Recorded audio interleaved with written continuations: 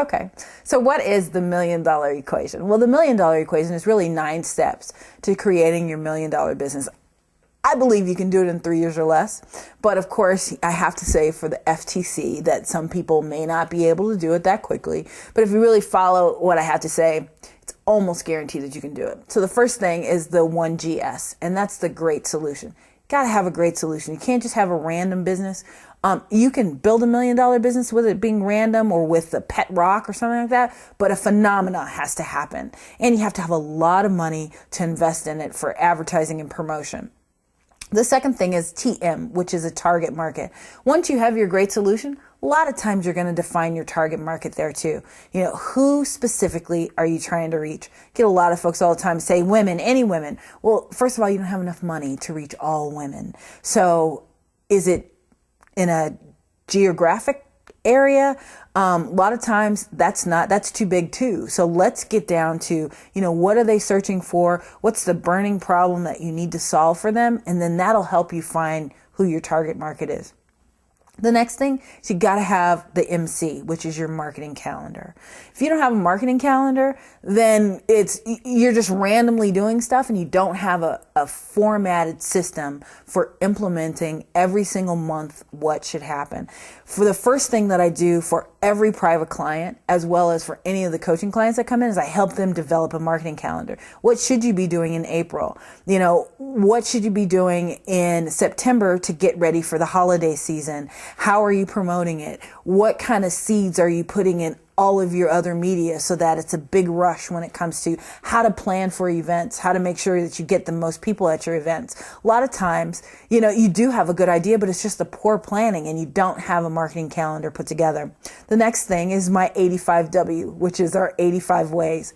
I don't know one way to get 85 customers, but I know 85 ways to get one. So I help you brainstorm, put together how many ways that we can get a new customer.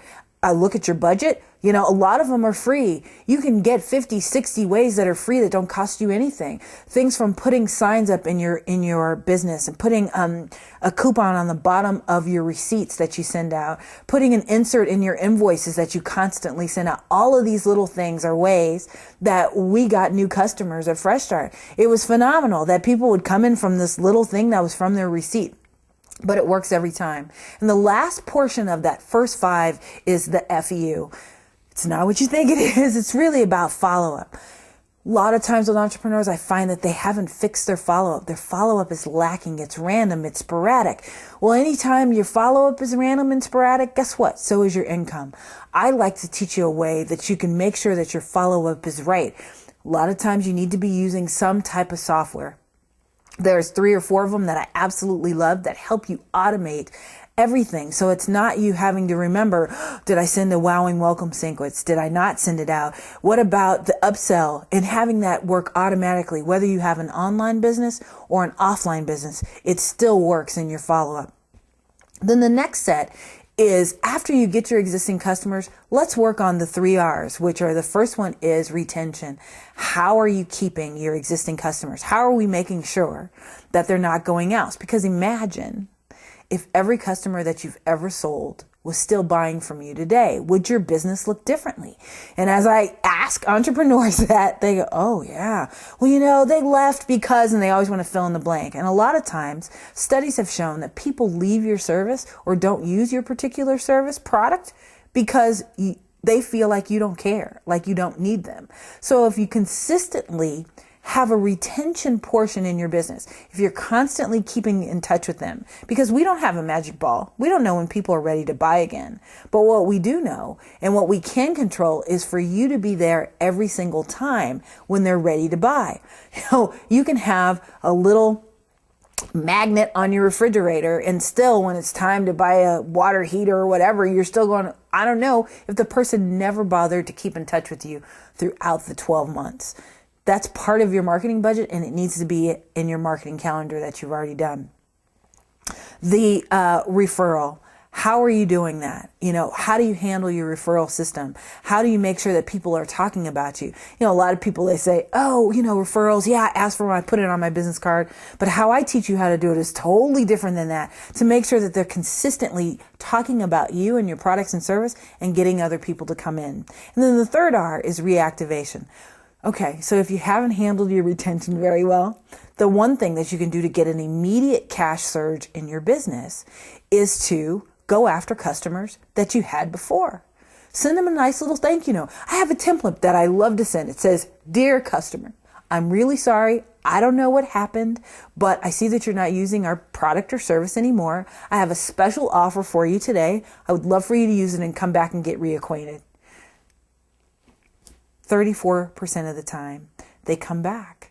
And a lot of times it wasn't because your price was too high, or because it's just that they forgot that you actually provided that service.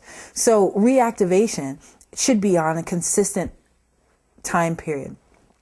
I always say it's the ring the alarm. An alarm should go off when somebody is supposed to use your service, but they haven't been back. It's very easy with like the doctor, because if you haven't had your annual physical, then we know that you should be back within a year. With Fresh Start, it was easy too, because customers are there. They need to pay their bill every month.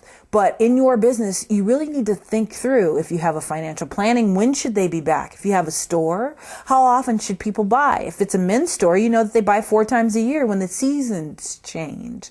So part of that is figuring out what the alarm bell is and when it's going on. So now we've got the 3 R's, and then the last part of that is the 3 GR and the 3 ways to grow. We talked about that in an earlier video, getting a new customer, or getting the customer to come back more often, or getting them to buy more when they're there.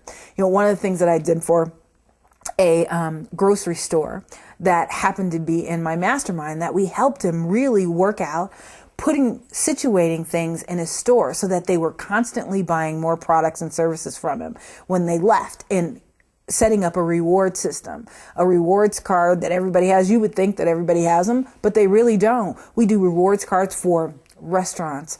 It's just off the roof when they come back. As soon as they reach $200, they get a little ticket, a little coupon that gives them $10 off the next time that they come in. And believe it or not, those are being redeemed almost 70% of the time. Especially in this economy, they can't wait. But if you're sitting in your restaurant or in your store waiting for people to decide that now they have money to spend, you're not going to have a restaurant or a business anymore. So that's the $1 million equation. How you create it and make sure that you've got all these pieces. If you're paying attention to them, if you have a dashboard that you're looking at every single month to see how your referrals are going, making sure that you are doing your 85 ways, that you've got your target market, your marketing calendar, then it all works out. But it's about you implementing the $1 million equation step by step.